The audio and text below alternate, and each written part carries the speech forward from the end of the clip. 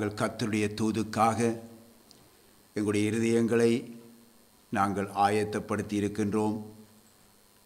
கர்த்தருடைய வார்த்தையானது ஆவியாயும் ஜீவனுமாய் இருக்கிறது. அந்த ஜீவ வார்த்தை உங்கள் இருதயங்களிலே விழுந்து நிச்சயமாக மிகுந்த பலனை கொடுக்கும் என்பதை நான் உறுதியாய் கர்த்தருக்குள் விசுவசிக்கிறேன். ஏனெனில் உங்களுடைய இருதயம் தாகத்தோடு இருக்கிறது. இதற்கு முன்பாக தேவதூதுக்கு முன்பாக நாங்கள் ஒரு பாடல் ஒன்றை பாடப்போகிறோம். எல்லாரும் இந்த பாடலிலே நீங்கள் கலந்து கொள்ளுங்கள். இயேசு ராஜனில் திருவடிக்கு சரணம் சரணம் சரணம். ஆத்மநாதனில் மலரடிக்கு சரணம் சரணம் சரணம். இயேசு ராஜனில் திருவடிக்கு சரணம் சரணம் சரணம். ஆத்மநாதனில் மலரடிக்கு சரணம் சரணம் சரணம். பார்ப்போற்றும் தூய தூய தேவனே மேராஜாவே எங்கள் நாதனே, பயம் யாவும் நீக்கும் துணையானீரே, சரணம் சரணம் சரணம். இயேசு ராஜனில் திருவடிக்கு சரணம் சரணம் சரணம். ஆத்மநாதனில் மலரடிக்கு சரணம் சரணம் சரணம். இளைப்பாறுதல் தரும் வேந்தனே, இன்னல் துன்பம் நீக்கும் அருள் நாதரே, ஏழையினை ஆற்றி தேற்றி காப்பீரே, சரணம் சரணம் சரணம். இயேசு ராஜனில் திருவடிக்கு சரணம் சரணம் சரணம். ஆத்மநாதனில் மலரடிக்கு சரணம் சரணம் சரணம். பலவீனம் யாவும் போக்கும் வல்லோரே, வேலனீந்து வலக்கரம் பிடிப்பீரே, ஆவியாத்மா சரீரத்தை படைக்கிறேன், சரணம் சரணம் சரணம். இயேசு ராஜனில் திருவடிக்கு சரணம் சரணம் சரணம். ஆத்மநாதனில் மலரடிக்கு சரணம் சரணம் சரணம்.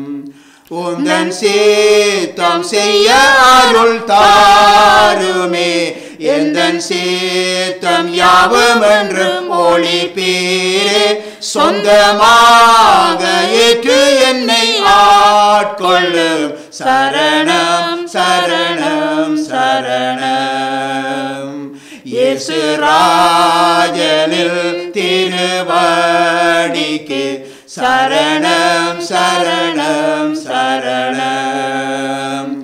ஆத்மநாதனில் மலரடிக்கு சரணம் சரணம் சரணம். இயேசு ராஜனில் திருவடிக்கு சரணம் சரணம் சரணம். ஆத்மநாதனில் மலரடிக்கு சரணம் சரணம் சரணம். அருமையான தேவனுடைய பிள்ளைகளே, கடந்த வாரம் ஆண்டவர் இயேசுவுக்கு சாத்தான் கொண்டு வந்த இரண்டாவது சோதனையை குறித்து பார்த்தோம். அப்போஸ்தலனாகிய பேதுரு தன்னுடைய முதலாவது நிருபத்திலே அவர் சொல்லும் பொழுது, ஆகையால் ஏற்ற காலத்திலே தேவன் உங்களை உயர்த்தும்படிக்கு அவருடைய பலத்த கரத்துக்குள் அடங்கியிருங்கள். பின்ன தேவன் நம்மை உயர்த்த வேண்டுமாயின், தேவன் ஒரு தேவனுடைய பிள்ளையை உயர்த்த வேண்டுமாயின், தேவன் தன்னுடைய ஊழியக்காரனை உயர்த்த வேண்டுமாயின், இங்கே அப்போஸ்தலர் தருகின்ற ஆலோசனை என்ன தெரியுமா? தேவன் உங்களை உயர்த்தும்படிக்கு ஏற்ற காலம் வரும் பொழுது அவர் உயர்த்தும்படிக்கு அவருடைய பலத்த கரத்துக்குள்ளே அடங்கி இருங்கள் என்று சொல்லி அவர் சொல்லுகின்றார். இவ்விதமாக கூறிய அப்போஸ்தலர் அடுத்ததாக என்ன சொல்லுகிறார் என்று வேதத்திலே நீங்கள் வாசித்து பாருங்கள். அங்கே அவர் சொல்லுகிறார், அவர் உங்களை விசாரிக்கிறவரான படியினாலே உங்கள் கவலைகளை எல்லாம் அவர் மேல் வைத்து விடுங்கள். பின் ஆகவே அருமையானவர்களே, ஒரு மனிதன், ஒரு தேவனுடைய பிள்ளை, ஒரு தேவனுடைய ஊழியக்காரன் பல விதமான பிரச்சனைகள், கவலைகள், நெருக்கங்கள் அவர்களை சூழ்ந்து கொள்ளும் பொழுதுதான் அருமையானவர்களே இவ்விதமான சோதனை உண்டாகிறது. இந்த பிரச்சனைகள், கவலைகள், நெருக்கங்களிலே இருந்து தப்பித்து கொள்ள என்ன செய்கிறார்கள்? அந்த ஆண்டவருடைய பலத்த கரத்துக்குள்ளே அடங்கி இருப்பதை காத்திருக்க முடியாமல் அவர்கள் என்ன செய்கிறார்கள்? அவசரப்பட்டு அவர்கள் என்ன செய்கிறார்கள்? அவர்கள் தங்களையே உந்தி தள்ளி தாங்கள் ஒரு மேன்மை அடைய வேண்டும் என்ற ஒரு நிலைக்கு அவர்கள் சென்று விடுகிறார்கள். அருமையான தேவனுடைய பிள்ளைகளே, ஆகவேதான் அப்போஸ்தலர் கூறுகிற இந்த ஆலோசனையை நாம் எப்பொழுதும் இருதயத்திலே பதித்து வைத்து கர்த்தருடைய பலத்த கரத்துக்குள்ளே அடங்கி இருக்க கற்றுக்கொள்ள வேண்டும். கர்த்தருடைய பலத்த கரத்துக்குள்ளே அடங்கி இராமல் கீழ்ப்படிதல் அற்றவர்களாக நாங்கள் காணப்படுவோமாயின் உங்களை உயர்த்திவிட பிசாசானவன் துரிதமாக செயல்படுவான். அருமையானவர்களே, துரிதமாக செயல்படுவான். உயர்வு தேவனிடத்தில் இருந்துதான் வர வேண்டும். ஒவ்வொரு தேவனுடைய பிள்ளைகளுக்கும், தேவ ஊழியர்களுக்கும் தேவனிடத்திலே இருந்துதான் உயர்வு வர வேண்டும். ஆகவே நாங்கள் பிசாசினுடைய தந்திரங்களை நாங்கள் அறிந்து நாம் அதற்கு விலகி நாம் தேவனுடைய கரத்துக்குள்ளே அடங்கி இருக்கிறவர்களாய் நாம் காணப்பட வேண்டும். ஆண்டவர் இயேசு கிறிஸ்துவின் வருகையின் நாள் சமீபமாய் இருப்பதினாலே சாத்தானுடைய கிரியைகளும் தேவ ஜனங்கள் மூலமாக, சபை மூலமாகவே அவன் வெளிக்கிட்டிருக்கின்றான். அருமையானவர்களே, அதாவது தேவ ஜனங்களை வஞ்சித்து தன்னுடைய பக்கம் இழுத்து கொள்ள வேண்டும் என்பதுதான் இந்த கடைசி நாட்களிலே அவனுடைய குறியாக இருந்து வருகின்றது. ஆகவேதான் 2 தெசலோனிக்கேயரிலே நீங்கள் 2வது அதிகாரத்திலே 4வது வசனத்தை நீங்கள் எடுத்து வாசித்து பார்ப்பீர்களாயின் அந்த வசனத்திலே ஒரு தீர்க்க தரிசனம் உரைக்கப்பட்டிருக்கிறது. இதிலே நீங்கள் இந்த தீர்க்க தரிசனத்திலே மிகவும் கவனம் செலுத்த வேண்டும். அதாவது அவன் எதிர்த்து நிற்கிறவனாயும் தேவன் எனப்படுவது எதுவோ, ஆராதிக்கப்படுவது எதுவோ அவை எல்லாவற்றிற்கும் மேலாக தன்னை உயர்த்துகிறவனாயும் தேவனுடைய ஆலயத்தில் தேவன் போல உட்கார்ந்து தன்னைத்தான் தேவன் என்று காண்பிக்கிறவனாயும் இருப்பான். அருமையானவர்களே, இந்த தீர்க்க தரிசனத்தை குறித்து நீங்கள் மிக எச்சரிக்கையாக இருக்க வேண்டும். இந்த தீர்க்க தரிசனம் உரைக்கப்பட்டது இந்த கடைசி நாட்களிலே நிறைவேறிக் கொண்டிருப்பதை நாங்கள் எங்கும் காணக்கூடியதாயிருக்கிறது. ஆண்டவர் இயேசு மறைக்கப்பட்டு அவர் மறைந்திருக்க தங்களையே ஒரு கதாநாயகர்களாக வெளிப்படுத்தும் இந்த காலத்து ஊழிய செயற்பாடுகள் அனைத்தும் இந்த தீர்க்க தரிசனத்தின் நிறைவேறுதலாய் இருக்கிறது என்பதை நீங்கள் எச்சரிப்புடன் அறிந்து கொள்ள வேண்டும். அருமையானவர்களே, ஆண்டவர் இயேசு சொல்லுகின்றார், அவர்களுடைய கனிகளினாலே அவர்களை அறிவீர்கள். நல்ல மரமெல்லாம் நல்ல கனிகளை கொடுக்கும், கெட்ட மரமோ கெட்ட கனிகளை கொடுக்கும். அருமையானவர்களே, இங்கேதான் அநேகர் சிந்திக்க தவறிவிடுகிறார்கள். இன்றைக்கு அநேக போதனைகள் இன்றைக்கு வேத புரட்டுகளாக இன்றைக்கு வந்து கொண்டிருக்கின்றது. வேதத்தின் அர்த்தங்களை மாற்றி பேசி ஜனங்களை வஞ்சிக்கின்ற ஒரு கூட்டம் இப்பொழுது எழும்பி இருக்கிறது. அருமையானவர்களே, சில பேர் அவர்களை குறித்து எச்சரிக்கை பண்ணும் பொழுது சில தேவனுடைய பிள்ளைகள் சொல்லுவார்கள், நாங்கள் அவருடைய பிரசங்கங்களை கேட்கிறோம், சில நல்ல காரியங்களையும் சொல்லுகிறார் தானே, தேவனுடைய வருகையை பற்றியெல்லாம் சொல்லுகிறார் தானே என்று சொல்லுகிறார்கள். அருமையானவர்களே, நன்றாக தெரிந்து கொள்ளுங்கள், அப்படித்தான் தேவனுடைய ஜனங்களை, தேவனுடைய ஊழியக்காரர்களை இவ்விதமான கள்ள போதகர்கள், கள்ள தீர்க்கதரிசிகள் வஞ்சிப்பார்கள். நல்ல மரமெல்லாம் நல்ல கனிகளைத்தான் கொடுக்கும், கெட்ட மரமோ கெட்ட கனிகளை கொடுக்கும். ஆகவே நல்ல கனியும் கெட்ட கனியும் கொடுக்கிற ஒரு மரமாய் இருக்க முடியாது. ஒரே ஊற்றுக்கண்ணில் இருந்து ஒரு தித்திக்கும் ஊற்று ஊற வேண்டும், அல்லது கசப்பான ஊற்று ஊற வேண்டும். அருமையானவர்களே, ரெண்டும் ஊறி வராது. ஆகவே அருமையானவர்களே, அவர் நல்லதை சொல்லுகிறார், நல்லதையும் சொல்லுகிறார் தானே என்று அருமையானவர்களே வஞ்சிக்கப்படாதபடி எச்சரிக்கையாக இருக்க வேண்டும். நல்ல மரமெல்லாம் நல்ல கனிகளை கொடுக்கும். ஒரு கனியை அறிந்து விட்டீர்களோ, அந்த மரத்தை நீங்கள் அறிந்து விட்டீர்கள். ஆகவே அது நல்ல மரமா கெட்ட மரமா என்பதை நீங்கள் அறிந்து நாம் அதுக்கேற்ற மாதிரியாக நாம் நம்முடைய வாழ்க்கையில் நடந்து கொள்ள வேண்டும். அருமையானவர்களே, ஆண்டவர் இயேசு சொல்லுகிறார், இடுக்கமான வாசல் வழியாய் உட்பிரவேசியுங்கள். கேட்டுக்கு போகிற வாசல் விரிவும் வழி விசாலமுமாக இருக்கிறது, அதன் வழியாய் பிரவேசிக்கிறவர்கள் அநேகர். ஆண்டவர் இயேசு சொல்லுகிறார், எந்த வழியாய்? அந்த விசாலமான வழியாய் பிரவேசிக்கிறவர்கள், அதாவது அது கேட்டுக்கு போகிற வழி, அங்கே அநேகர் பிரவேசிக்கிறார்கள் என்று சொல்லி ஆண்டவர் எச்சரிக்கிறார். ஜீவனுக்கு போகிற வாசல் இடுக்கமுள்ளதாய் இருக்கும், வழி நெருக்கமுமாய் இருக்கும் என்று ஆண்டவர் சொல்லுகின்றார். என்ன தெரியுமா? அதை கண்டுபிடிப்பவர்கள் சிலர். அருமையான தேவனுடைய பிள்ளைகளே, இந்த காலம் பொல்லாத காலம். இன்றைக்கு காலத்திலே கூட்டங்களை வைத்து ஊழியங்களை மதிப்பீடு செய்கிற ஒரு பயங்கரமான காலம். கூட்டங்களை வைத்து இது தேவனுடைய சித்தம்தான் என்று சொல்லுகிற ஒரு பயங்கரமான காலம். திரளான ஜனங்களை பார்த்து, எண்ணிக்கையை பார்த்து, அருமையானவர்களே, இன்றைக்கு தேவனுடைய ராஜ்யத்தை இடைபோடுகின்ற ஒரு பயங்கரமான காலத்திலே நாங்கள் வாழ்ந்து கொண்டிருக்கின்றோம். ஆகவே நாம் மிக எச்சரிக்கையாக இருக்க வேண்டும்.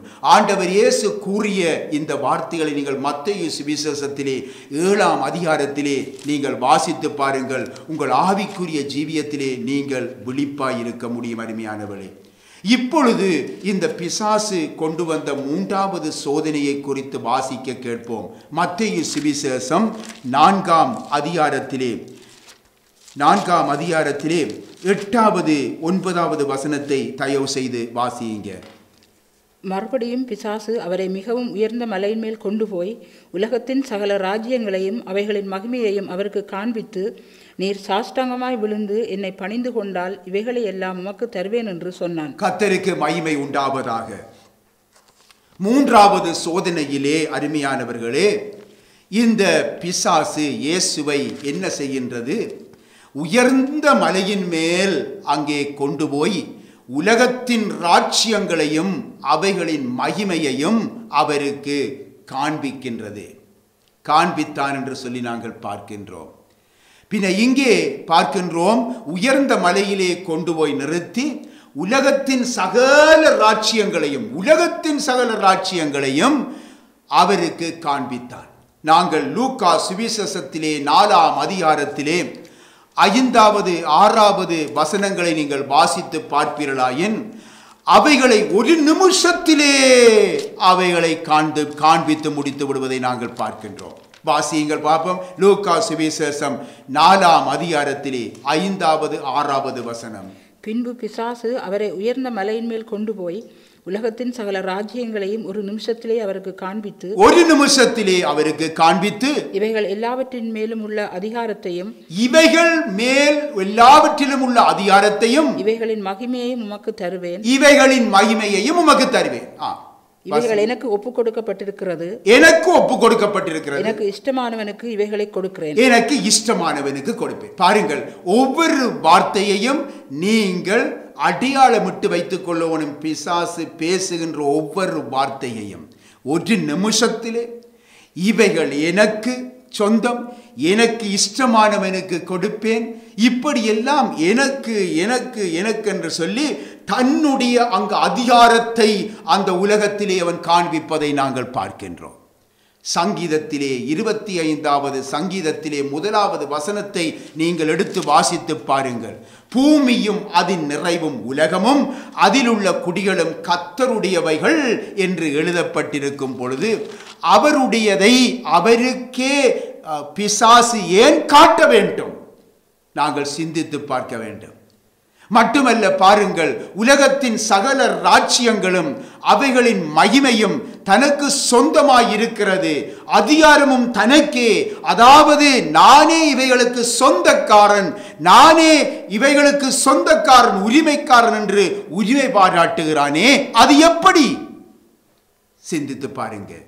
ஆதியாகமம் 14ஆம் அதிகாரத்திலே 23வது வசனத்திலே நாங்கள் பார்க்கின்றோம். ஆபிரகாம் சொல்லுகின்றார், வானத்தையும் பூமியையும் உண்டாக்கினவராகிய உன்னதமான தேவனாகிய கர்த்தருக்கு நேராக என் கையை உயர்த்துகிறேன் என்று ஆபிரகாம் சொல்லுவதை நாங்கள் பார்க்கிறோம். வானத்தையும் பூமியையும் உடையவராகிய உன்னதமான தேவன். பார்த்தீர்களா? அங்கே சங்கீதம் 47வது அதிகாரத்திலே 7வது வசனத்திலே நீங்கள் வாசித்து பார்ப்பீர்களாயின், தேவன் பூமி அனைத்திற்கும் ராஜா என்று சொல்லி அங்கே எழுதப்பட்டிருக்கிறதை நாங்கள் பார்க்கின்றோம். எனக்கு அருமையானவர்களே, இன்னுமாய் நாங்கள் மத்தேயு சுவிசேஷத்திலே நாங்கள் எடுத்து பார்ப்போமாயின் 28வது அதிகாரத்திலே நாங்கள் எடுத்து வாசித்து 18வது வசனத்தை வாசித்து பார்ப்போமாயின், ஆண்டவர் இயேசு சொல்லுகிறார், வானத்திலும் பூமியிலும் சகல அதிகாரமும் எனக்கு கொடுக்கப்பட்டிருக்கிறது என்று கர்த்தர் இயேசு சொல்லுவதை நாங்கள் காணலாம்.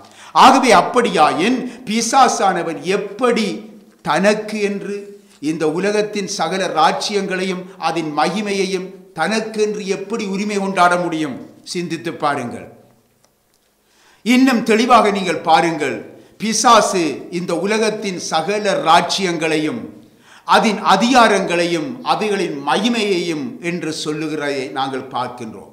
இதைத்தான் அவன் உரிமை கொண்டாடுகிறான். எப்படி? உலகத்தின் சகல ராஜ்யங்களையும் அதன் அதிகாரங்களையும் அவைகளின் மகிமையையும், இவைகள் தான் அவன் உரிமை கொண்டாடுகின்ற காரியம். ஆகவே இவைகளை தன் கையிலே வைத்திருந்தால் இந்த உலகம் முழுவதுக்குமே அவன் அதிபதியாக மாறிவிட முடியும்.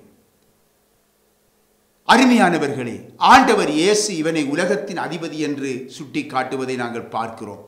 ஆனால் அவனுக்கு என்னிடத்தில் ஒன்றும் இல்லை என்று ஆண்டவர் சொல்லுகின்றார். பார்த்தீர்களா? இதுதான் உண்மை. அருமையானவர்களே, அவன் உலகத்தின் அதிபதியாக இருந்தாலும் அவனுக்கு ஆண்டவர் இயேசுவினிடத்திலே எதுவுமே இல்லை, எந்த உரிமையுமே இல்லை. மற்றதெல்லாம் அவன் உரிமை கொண்டாடுகிறான். இந்த உரிமை சாத்தானுக்கு எப்படி வந்தது? இந்த உலகத்தின் உரிமை, இந்த ராஜ்யத்தின் உரிமை, இந்த மகிமையின் உரிமை, அதிகாரங்களின் உரிமை எங்கிருந்து வந்தது? தேவன் பூமியையும் அதில் உள்ள எல்லாவற்றையும் அவர் சிருஷ்டித்து தேவன் தாம் உருவாக்கிய முதல் மனுஷனிடம், முதல் மனுஷியிடம் அவற்றை ஒப்புவிக்கிறார். அவற்றின் ஆளுகை அதிகாரத்தை நம்முடைய ஆதி பெற்றோருக்கு அவர் கொடுத்து விடுகின்றார். அருமையானவர்களே, அவர்கள் என்ன செய்தார்கள்? அவர்களோ தேவனுடைய கட்டளைக்கு கீழ்ப்படியாமல் சாத்தானுடைய சத்தத்துக்கு தங்களுடைய செவியை சாய்த்தபடியினாலே பாவம் செய்து சாத்தானுக்கு அடிமைப்பட்டதினாலே அவர்களிடத்திலே இருந்த சகல ஆளுகை அதிகாரங்கள் எல்லாம் அவனிடத்திலே சென்று விட்டது. அவன் அதை பறித்து கொண்டான். ஏன்? அவர்கள் அவனுக்கு அடிமை. அவர்கள் சாத்தானுக்கு அடிமையானபடியினாலே அவர்களுக்கென்று எதுவுமே இருக்க முடியாது, எல்லாம் எனக்குத்தான் என்று சொல்லி அவலத்தையும் அவன் பறித்து கொண்டான். இப்படியே குறுக்கு வழியிலே உலகத்தின் அதிபதியாக அவன் மாறிவிட்டான். அருமையானவர்களே, குறுக்கு வழியிலே இப்படிப்பட்டவன் தான் குறுக்கு வழியிலே சகலதையும் அடைந்து கொள்ள பூமியின் குடிகளை அவன் வழி நடத்துகிறான், தேவ ஜனங்களை வழி நடத்துகிறான், தேவனுடைய ஊழியக்காரர்களை வழி நடத்துகின்றான். அந்த வழி விசாலமானதாய் இருக்கிறது, அந்த வழி விரிவானதாய் இருக்கிறது, அது கேட்டுக்கு போகிற வழியாயிருக்கிறது. இதில் அநேகர் பிரவேசிக்கிறார்கள் என்று ஆண்டவர் சொன்னதும் அதைத்தான். அருமையானவர்களே, எனக்கு அருமையான தேவனுடைய பிள்ளைகளே, இந்த உலகத்தில் மனிதனாக பிரவேசித்த ஆண்டவர் இயேசுவின் மேலும் இந்த உலகத்தின் அதிபதியினுடைய கண் அங்கே படுகின்றது. எப்படியும் குறுக்கு வழியிலே இவரை வழி நடத்திவிட வேண்டும். தான் வைத்திருக்கும் அந்த விரிவான வாசலுக்கு இவரையும் கொண்டு வந்து விட வேண்டும் என்று ஒரு அற்ப ஆசை அவனுக்கு. அதுதான் அவருடைய சோதனையின் நோக்கமும் கூட. பின் ஆகவே அநேகர் அந்த வழியிலே பிரவேசித்து விட்டார்கள். ஆகவே இவரை மட்டும் இந்த வழிக்கு கொண்டு வந்து விட்டால் அவனுக்கு எவ்வளவு சந்தோஷம் அவனுக்கு. ஆகவே அவனுக்கு ஒரு மகா வெற்றியாயிருக்கும். ஆண்டவர் இயேசு இந்த உலகத்தில் பிரவேசித்த பொழுது அந்த பிரவேசித்த நோக்கத்தை மனுக்குலம் அறியாவிட்டாலும் சாத்தான் நன்றாக அறிந்திருந்தான். சாத்தான் நன்றாக அறிந்திருந்தான். அருமையானவர்களே, பிசாசின் கிரியைகளை அழிக்கும்படிக்கு தேவகுமாரன் வெளிப்பட்டார் என்று சொல்லி வேதம் சொல்லுகிறது. ஆகவே இது அவனுக்கு நன்றாக தெரியும். ஆதி மனிதனுடைய வீழ்ச்சியினாலே இழந்து போன இந்த ஆலய அதிகாரங்களை தம்முடைய சிலுவை மரணத்தினாலே பெற்று மீண்டும் மனிதனுக்கு கொடுக்க இவர் வந்திருக்கின்றார். தன்னிடத்திலே இருந்து பறித்து கொடுப்பதற்காக இவர் வந்திருக்கிறார் என்பதை இவன் நன்றாக அறிவான். தம்முடைய சிலுவை மரணத்தினாலே மரணத்திற்கும் பாதாளத்துக்கும் உரிய அந்த திறவுகோலை அவர் பறித்து எடுக்க போறார் என்பதை நன்றாக அறிவான். அருமையானவர்களே, மட்டுமல்ல, தன்னுடைய தலையை நசுக்கி சிலுவையிலே அவர் வெற்றி சிறக்கும்படி வந்திருக்கிறார் என்று சொல்லி அவன் நன்றாக அறிவான். ஆகவே தன்னுடைய தந்திரங்களை முழுமையாக அங்கே பயன்படுத்த வழிகிடுகின்றான். தன்னுடைய தந்திரங்களை, யுக்தியை தந்திரமாக மிக முழுமையாக முழு மூச்சோடு பயன்படுத்தி இந்த மூன்றாவது சோதனையை அவன் கொண்டு வருகின்றான். அருமையானவர்களே, நான் நினைத்து பார்க்கின்றேன், கர்த்தரோடு போய் கதைத்திருப்பான். உம்முடைய ஜனங்களை நம்பி உமது இரத்தத்தை எல்லாம் சிந்தி இவர்களை மீட்கப் போறீரோ என்று கேட்டிருப்பான் என்று நினைக்கிறேன். நீர் தானே சொல்லியிருக்கிறீர், நாசியில சுவாசம் உள்ள மனுஷனை நம்பாதேயும் என்று சொல்லி. இந்த மனுஷனை நம்பி நீர் பாடுபட போறீரா என்று கேட்டிருப்பான். அடுத்தது காட்டியிருப்பான், சிலுவை பாடுகள் எவ்வளவு அகோரம் என்று உமக்கு தெரியாதா? நிந்தைகள், அவமானங்கள் இதெல்லாம் தேவைதானா உமக்கு? ஏனென்றால் இந்த சிலுவை இல்லாத இந்த உபதேசத்தை அவருடைய அப்போஸ்தலராகிய பிரதான அப்போஸ்தலராகிய பேதுரு மூலமாகவும் செயல்படுத்தி தான் பார்த்தான். சரிவரை இல்லை. அதே மாதிரி இவன் முதலாவது ட்ரை பண்ணி இருக்கிறான். இந்த சிலுவை பாடலாம் உமக்கு தேவைதானா? இந்த சவுக்கடி, பாறை சிலுவை, முள்முடி சூட்டுது, இதெல்லாம் பயங்கரமான வேதனை அல்லவா? இதெல்லாம் உமக்கு வேண்டுமா? ரோம போர் சேவட்டத்தில் அம்பிட்டா விட்டு வைப்பாங்களா? உண்மை எவ்வளவு பயங்கரமான மரணம், இது உமக்கு வேண்டுமா?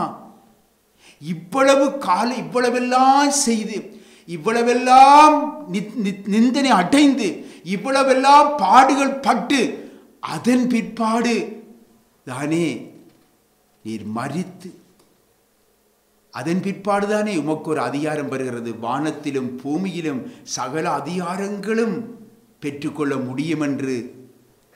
ஏன் இவ்வளவு பாடுகள்? நான் ஒரு குறுக்கு வழியை சொல்றேன். நான் உமக்கு ஒரு குறுக்கு வழியை சொல்றேன். இவ்வளவு கஷ்டங்கள் எல்லாம் தேவையில்லை. ஏன் இவ்வளவு கஷ்டப்பட வேணும்? ஒரு சின்ன விஷயம்தான். நீர் விழுந்து என்ன ஒரு வணக்கம், அவ்வளவுதான். அவ்வளவுதான். மற்றதெல்லாம் நான் உமக்கு தந்துடுவேன். லேசா எடுத்துடலாம். இந்த உலகத்தையே நீர் ஆளலாம். இந்த உலகத்தின் மகிமையெல்லாம் ஆளலாம். இந்த ராஜ்யங்கள் எல்லாவற்றையும் நீ ஆளலாம். எல்லாத்தையும் உமக்கு தருகிறேன். என்ன விழுந்து பணிந்து வணக்கம், இவ்வளவுதான் அவன் சொன்னான். இப்படிப்பட்ட இந்த பிசாசின் சோதனை, இந்த சோதனை தான் இன்றைக்கு அநேகரை அவன் பக்கம் இழுத்து கொண்டிருக்கிறது. அருமையானவர்களே, இன்றைக்கு நாம் கண்டு கொண்டிருக்கின்றோம்.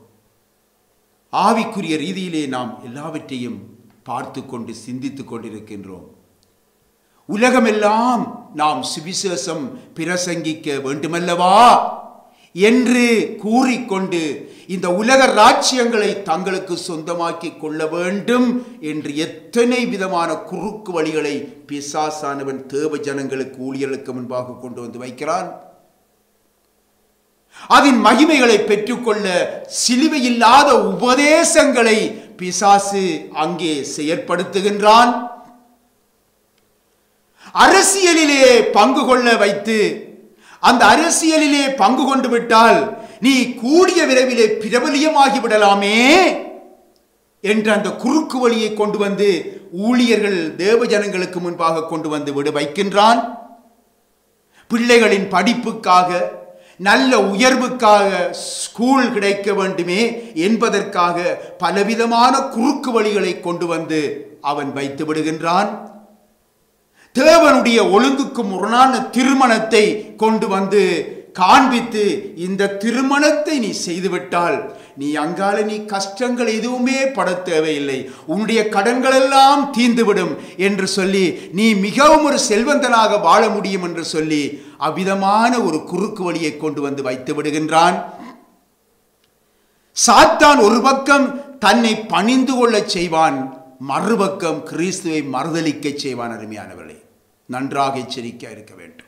இப்படிப்பட்டவர்களுக்கு உலக ஐஸ்வர்யங்களை அள்ளி கொடுப்பான், உலக மேன்மைகளை அள்ளி கொடுப்பான், உலக புகழ்ச்சிகளை அள்ளி கொடுப்பான், செல்வாக்கு அனைத்தையும் அள்ளி கொடுப்பான், அநேக ஜனங்களை அள்ளி கொடுப்பான் அவர்களை பின்பற்றும்படியாக. ஏனென்றால் அருமையானவர்களே, நம்முடைய ஊழியத்தின் பாதையிலே அநேக காரியங்களை நாங்கள் சந்தித்துக் கொண்டிருக்கின்றோம். ஒரு முறை ஜெபக்கூட்டம் நடத்தி கொண்டிருக்கும் பொழுது எத்தனை போராட்டங்கள், அவனுடைய செய்கைகளை அறிந்து அவ்விதமாய் செயல்பட வேண்டும் என்று எச்சரிக்கையாக உங்களுக்கு சொல்லுகிறேன்.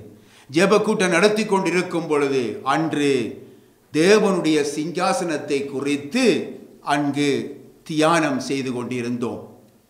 அப்பொழுது அந்த ஜெபக்கூட்டத்துக்குள்ளே இருந்த ஒரு சகோதரி உடனே அந்த இடத்திலே அவை எழும்பி கேட்ட காரியம், தேவனுக்கு சிங்காசனம் உண்டோ?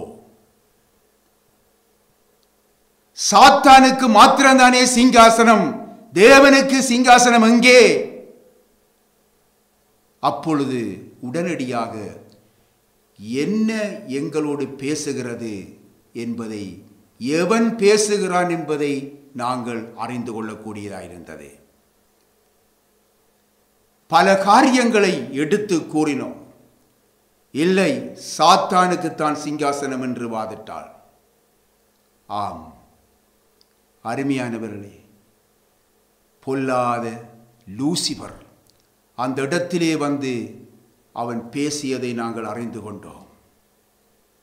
இன்னொரு தடவை அதே ஆவி, உன்னை அபிஷேகம் பண்ணினவன் யார் என்று சொல்லி கேட்டான். உனக்கு இந்த அதிகாரத்தை தந்தது யார் என்று சொல்லி கேட்டான். சொற்பனங்களிலே வந்து பயமுறுத்தி பார்த்தான் நம்முடைய ஊழியத்தை குறித்து. கடைசியாக ஒரு கால், ஏன் எனக்கு முன்பாக ஏன் நீ தாழ்ந்து போகக்கூடாது என்று கேட்டான். அவனுக்கு முடியவில்லை. இந்த ஊழியக்காரனிடத்திலிருந்து அது முடியவில்லை, அவனால் முடியவில்லை. கடைசியில கெஞ்சி பார்த்தான். கடைசியாக இன்னொரு தடவை வந்து கெஞ்சுகிறான். என்ன தெரியுமா? எனக்கு முன்பாக ஏன் நீ கொஞ்சம் தாழ்ந்து போகக்கூடாது? அவருடைய முகத்தை பார்க்கிறேன். முகத்திலே ஒரு பயங்கரம், முகத்திலே ஒரு சாத்தானினுடைய ஆவியினுடைய அங்கே சாயல் அங்கே காணப்படுகிறது. அருமையானவர்களே, இவ்விதமாக உணராது போனால், இவ்விதமாக அந்த ஆவியை பகுத்தறியாது போனால் நாம் வஞ்சிக்கப்பட்டு விடுவோம், வஞ்சிக்கப்பட்டு விடுவோம். நேபுகாத் நேச்சாரின் இருதயத்தை சாத்தான் தான் ஏவினான். அவன் நிறுத்தின பொற்சிலையை வணங்கும்படி கட்டளையிட பண்ணினான். அருமையானவர்களே, ஆனால் அங்கே இருந்த தேவனுடைய தாசர்கள் சாத்ராக், மேஷாக், ஆபேத் நேகோ அவர்கள் மறுத்து நின்றார்கள் என்பதை நாங்கள் பார்க்கின்றோம். அக்கினியில் போடுவேன் என்று சொல்லி அவனை பயமுறுத்தப்பட்டார்கள்.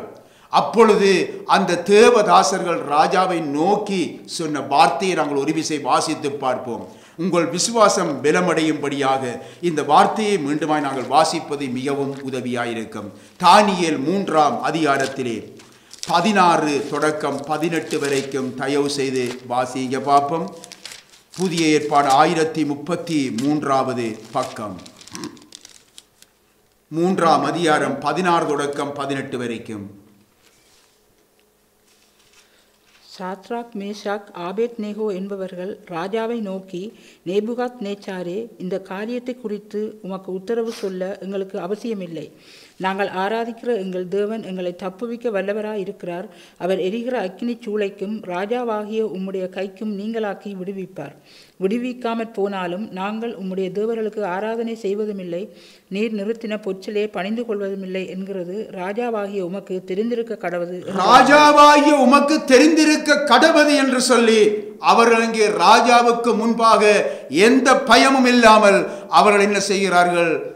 உறுதியாக ராஜாவுக்கு சொல்லுகின்றார்கள், கட்டளையிடுகிறார்கள் ராஜாவுக்கு முன்பாக.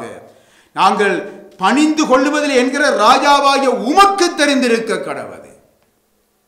எனக்கு அருமையானவர்களே, என்னை பணிந்து கொள்ளும் என்று சாத்தான் கேட்பது ஒரு விக்கிரக ஆராதனையுமாகும்.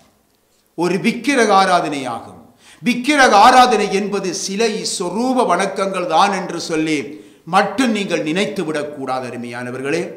சாத்தானின் கிரியைகளுக்கு பங்குள்ளவர்களாகி ஆண்டவர் இயேசுவின் கட்டளையை நிராகரிக்கும் செயல் அனைத்தும் விக்கிரக ஆராதனை அருமையானவர்களே. உலகத்துக்கு ஒத்த வேஷம் தரிப்பது விக்கிரக ஆராதனை. ஆம், சாத்தானை பணிந்து கொள்ளுகிறோம் அருமையானவர்களே. பணத்துக்காக, புகழுக்காக ஊழியம் செய்யும் பொழுது, அல்லது புகழ் பெறுவதற்காக ஊழியம் செய்யும் பொழுது பிசாசை நாம் ஆராதிக்கிறோம் அருமையானவர்களே. ஆகவே நிச்சயமாக அவன் அவைகளை கொடுப்பான், பணத்தை கொடுப்பான், புகழை கொடுப்பான், செல்வாக்கை கொடுப்பான், மேன்மையை கொடுப்பான், ஏன் உலகம் முழுவதுமே பிரபலமாக்கி விடுவான். ஆனால் பிசாசை ஆராதிக்க வேண்டும் என்பதுதான் அவனுடைய திட்டம். அவன் எதிர்பார்ப்பது அதுதான். அருமையானவர்களே, சாத்தான் தன்னை தாழ விழுந்து பணிந்து கொள்ளும்படி ஆண்டவரிடத்திலே கேட்ட பொழுது ஆண்டவருடைய பதில் என்ன? 10வது வசனத்தை தயவு செய்து வாசியுங்கள். 10வது வசனம். அப்பொழுது இயேசு, அப்பாலே போ சாத்தானே, உன் தேவனாகிய கர்த்தரை பணிந்து கொண்டு அவர் ஒருவருக்கே ஆராதனை செய்வாயாக என்று எழுதியிருக்கிறதே என்றார். அப்பாலே போ சாத்தானே, உன் தேவனாய கர்த்தரை பணிந்து கொண்டு அவர் ஒருவருக்கு ஆராதனை செய்வாயாக என்று எழுதியிருக்கிறதே. இந்த 3வது சோதனை ஆவியில் தொடர்புடையது அருமையானவர்களே. ஆவியில் தொடர்புடையது. ஆவியாய் இருக்கிற தேவனை ஆவியோடும் உண்மையோடும் தொழுது கொள்ள வேண்டும் என்ற கட்டளையை தடுத்து தன்னை தொழுது கொள்ளும்படி செய்யும் தந்திரம்தான் இந்த பிசாசினுடைய இந்த சோதனை. சாத்தான் ஆராதனையை விரும்பிய பொழுது கர்த்தர் அவனை கடிந்து கொண்டு அவனை துரத்தி விடுகின்றார். அப்பாலே போ சாத்தானே. மற்ற சோதனைகளுக்கு இப்படி அவர் சொல்லவில்லை. எல்லா சோதனைகளிலும் பெரிய சோதனை விக்கிரக ஆராதனை. ஜீவனுள்ள தேவனாம் இரட்சகராகிய இயேசுவை ஆவியோடும் உண்மையோடும் நீங்கள் தொழுது கொள்ள வேண்டும். இதைத்தான் தேவன் நமக்கு இருக்கிற கட்டளை.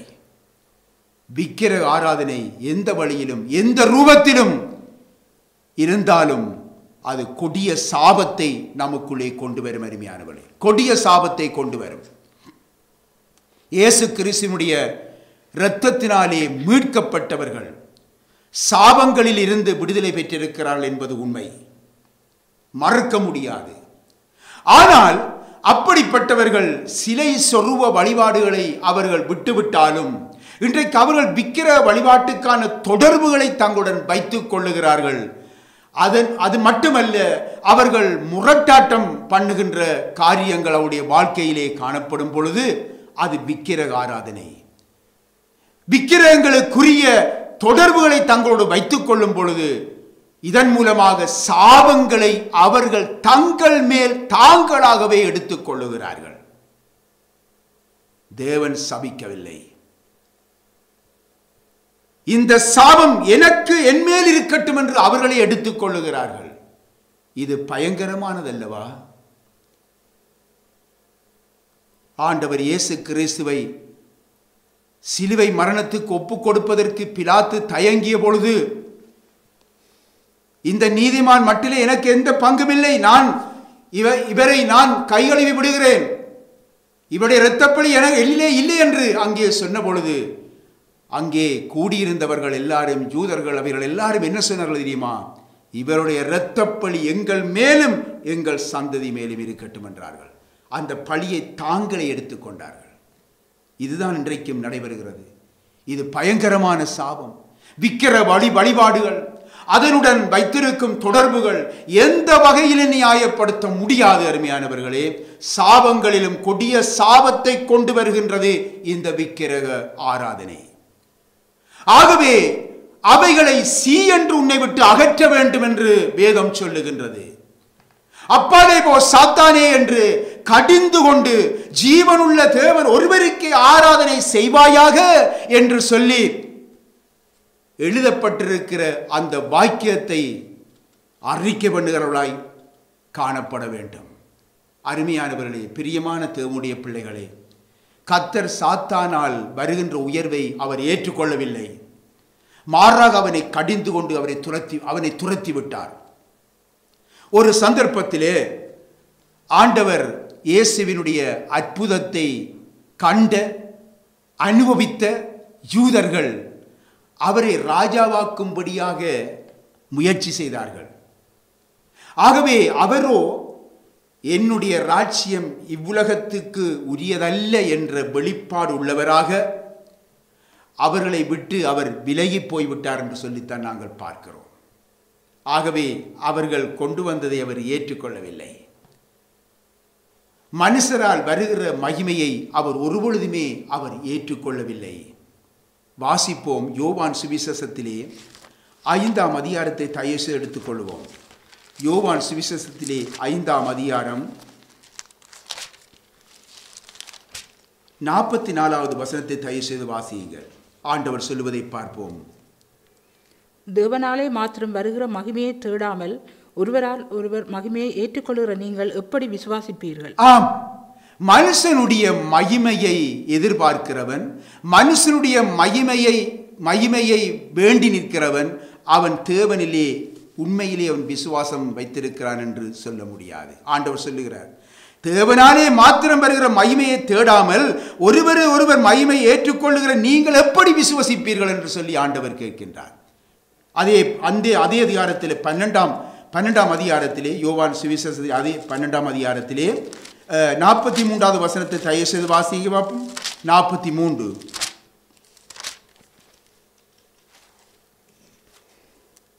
அவர்கள் தேவனால் வருகிற மகிமையிலும் மனுஷரால் வருகிற மகிமையை அதிகமாய் விரும்பினார்கள். பாருங்கள் அருமையானவர்களே, மனுஷரால் வருகிற மகிமையை ஆண்டவர் ஒருபொழுதுமே ஏற்றுக்கொள்ளவில்லை.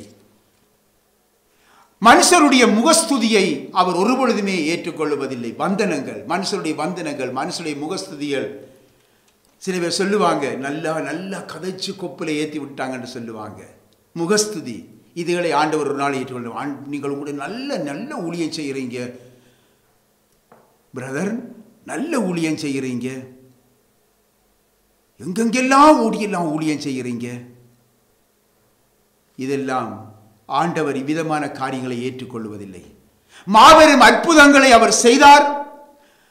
பிரபலமாக அவர் இருக்க அவர் விரும்பவே இல்லை. பலவிதமான அற்புதங்களை எல்லாம் செய்தார், மாபெரும் அதிசயங்கள், அற்புதங்கள். ஆனால் பிறரால் புகழப்படுவதையோ பிரபலமாய் இருக்கிறதையோ அவர் விரும்பவே இல்லை. அவர் தம்மை தாமே ஒருபொழுதும் அவர் உயர்த்தியதாக நாங்கள் பார்க்கவில்லை. ஒருபொழுதுமே அவர் தன்னைத்தானே அவர் உயர்த்தவில்லை. அருமையானவர்களே, எனக்கு அருமையான தேவனுடைய பிள்ளைகளே,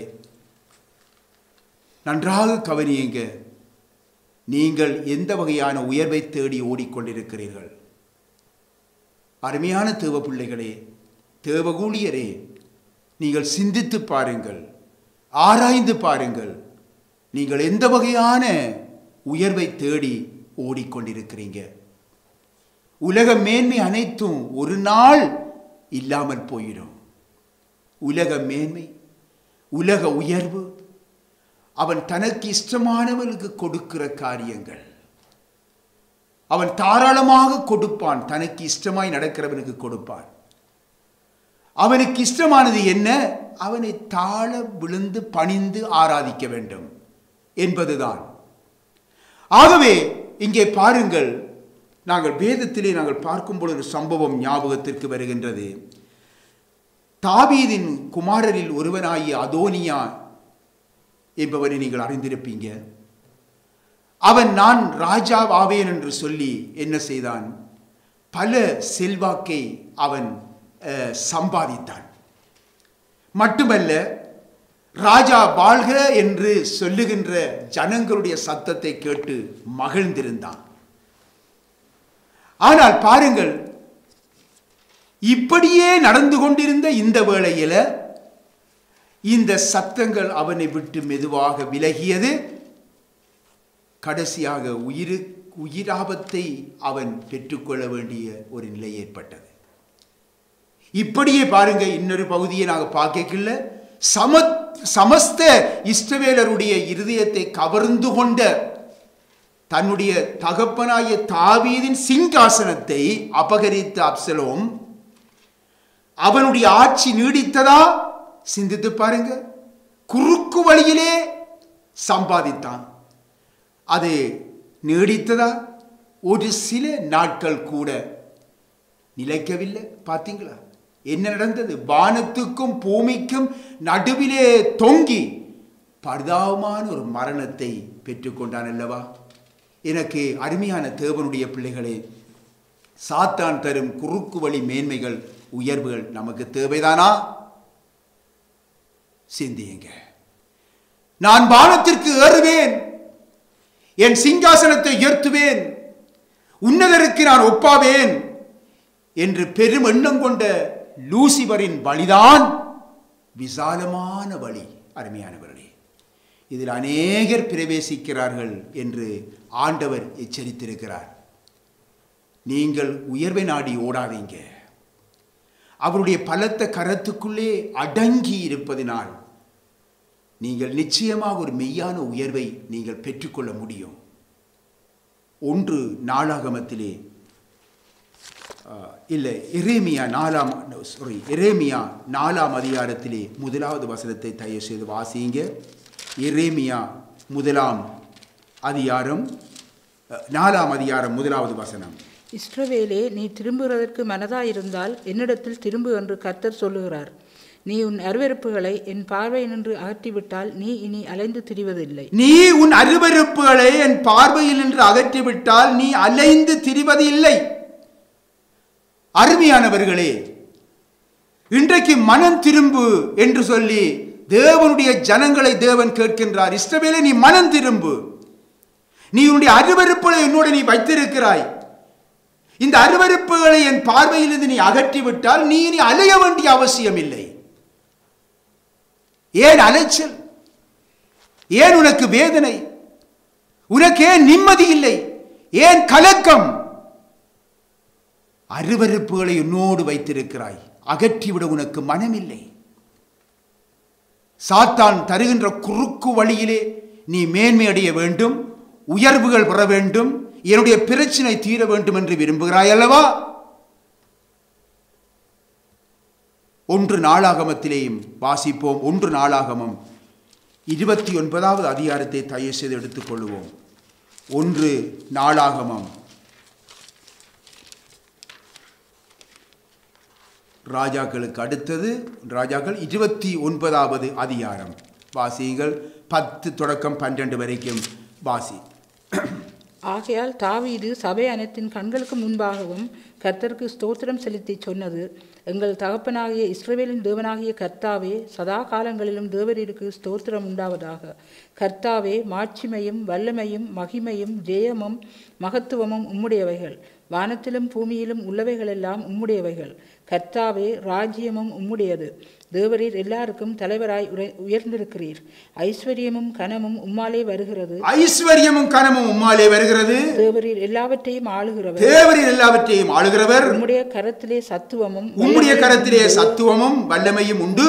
எவரையும் மேன்மைப்படுத்தவும் பலப்படுத்தவும் உம்முடைய கரத்தினால் ஆகும். உம்முடைய கரத்தினால் ஆகும். ஆகவேதான் அப்போஸ்தலர் சொல்லுகிறார், அவருடைய பலத்த கரத்துக்குள்ளே அடங்கி இருங்கள். அருமையானவர்களே, நாங்கள் இப்பொழுது 11வது வசனத்திலே நாங்கள் தேவதூதுக்கான வசனத்திலே 11வது வசனத்தை நீங்கள் வாசித்து பாருங்கள். அங்கே என்ன நடைபெறுகின்றது? அங்கே எழுதப்பட்டிருக்கிறது, அங்கே பிசாசானவன் அவரை விட்டு விலகி போனான். உடனே தேவதூதர்கள் வந்து அவருக்கு பணிவிடை செய்தார்கள். ஆம் அருமையானவர்களே, சோதனையிலே ஜெயம் கொண்ட ஆண்டவர் இயேசுவுக்கு தேவதூதர்கள் பரலோக உணவோடு வந்திருப்பார்கள் என்று நான் நினைத்து பார்க்கிறேன். ஏனென்றால் பழைய ஏற்பாட்டிலே கூட சோர்ந்து போயிருந்த எலியாவுக்கு தேவதூதன் வந்து உணவு கொடுத்ததை நான் நினைத்து பார்க்கிறேன். ஆம், ஆண்டவர் இயேசுவுக்கு தேவதூதர் பரலோக உணவோடு வந்திருப்பார்கள் என்று நினைக்கிறேன். இந்த சோதனையிலே ஜெயித்த சந்தோஷத்தினாலே தேவனுடைய பிள்ளைகளே, சோதனைகளை கண்டு சோர்ந்து போக வேண்டாம். ஒருபொழுதும் சோர்ந்து போக வேண்டாம். இன்றைக்கு நீங்கள் சந்திக்கிற சோதனைகளை கர்த்தர் அறிந்திருக்கிறார். அன்று சாத்தானை ஜெயித்தவர் நிச்சயமாக நமக்கு அவர் ஜெயத்தை தருவார் என்பதை உறுதியாய் விசுவசியுங்க. அவர் மாறாதவர். அவர் ஒருவரே ஆராதனைக்குரியவர். அவர் ஒருவரே நல்லவர், வாக்கு மாறாதவர். உங்கள் போராட்டத்தின் பாதையை அவர் நன்றாக அறிந்து கொண்டிருக்கிறார். ஆகவே ஆவியின் பலத்தினாலே நீங்கள் நிரம்பி, அப்பாலே போ சாத்தானே, உன் தேவனாய கர்த்தர் ஒருவரையே பணிந்து கொண்டு அவர் ஒருவரைக்கு ஆராதனை செய்வாயாக என்று எழுதியிருக்கிறதே என்று சொல்லி அந்த ஆவியின் பட்டயத்தை எடுத்து சாத்தானுக்கு எதிராக வீசுங்கள். சாத்தான் தோற்று போய் விடுவான். அவன் பயந்து ஓடிப்போய் விடுவான். நீங்கள் சோதிக்கப்பட்ட பின்பு பொன்னாக விளங்குவீர்கள். அருமையானவர்களே, நீங்கள் வாளாகாமல் தலையாவீர்கள், கீழாகாமல் மேலாவீர்கள். நீங்கள் ஒருபொழுதும் விழுந்து போக மாட்டீர்கள். உங்கள் ஓட்டம் ஜெயத்துடன் முடியும். அருமையானவர்களே, ஆண்டவர் இயேசுவுக்கு சோதனை முடிந்த பிற்பாடு நடந்த ஒரு சம்பவத்தையும் நாம் ஒருமுறை தெரிந்து கொள்வது மிகவும் நல்லது. லூக்கா சுவிசேஷத்திலே 4ஆம் அதிகாரத்திலே 14வது வசனத்தை தயவு செய்து வாசியுங்க. 4ஆம் அதிகாரம் 14வது வசனம். பின்பு இயேசு ஆவியானவருடைய பலத்தினாலே கலிலேயாவுக்கு திரும்பி போனார். அவருடைய கீர்த்தி சுற்றிலும் இருக்கிற தேசமெங்கும் பரம்பிட்டு. ஆம், சோதனைக்கு பின்பு தேவனுடைய கிருபையும் தேவனுடைய வல்லமையும் நம்மிலே பெருகும். அருமையானவர்களே, பாருங்கள், இயேசு ஆவியானுடைய பலத்தினாலே எப்பொழுது இந்த சோதனை காலம் முடிந்த பிற்பாடு ஆவியானுடைய பலத்தினாலே கலிலேயாவுக்கு திரும்பி போனார். அவருடைய கீர்த்தி சுற்றிலும் இருக்கிற தேசமெங்கும் பரம்பிட்டு. பார்த்தீங்களா? ஆவியானவர் பலமாய் நம்மிலே கிரியை செய்வார். அருமையானவர்களே, நீங்கள் கர்த்தருடைய வசனத்திலே சார்ந்திருங்கள். அப்பொழுது இந்த உன்னதமான அனுபவத்தை நீங்கள் பெற்று மகிழ்ச்சியோடு நீங்கள் உயர்ந்து காணப்படுவீர்கள். தேவன் உங்களை உயர்த்தி வைப்பார். தேவன் உங்களை மேன்மைப்படுத்தி வைப்பார். அந்த மேன்மையை, அந்த உயர்வை எந்த மனுஷனாலும் தடுக்க முடியாது. ஆமேன். கர்த்தர் உங்களை ஆசீர்வதிப்பார்.